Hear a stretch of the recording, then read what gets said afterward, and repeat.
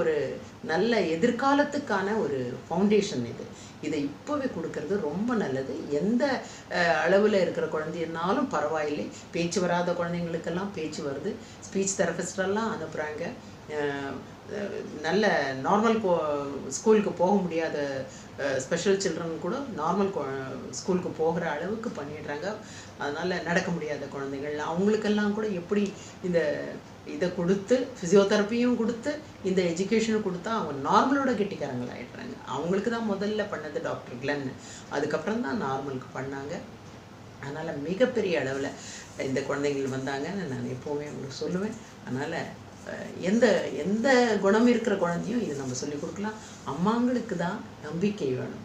அது வந்துட்டு நிச்சயமாக அவங்களோட கோலே இதுவாக தான் இருக்கும். ஒரு மேதையை உருவாக்கணும், நம்ம குழந்தைய ரொம்ப நல்லா பண்ணணும், இதெல்லாம் உண்மை அப்படின்னு அவங்க நம்பினாங்க.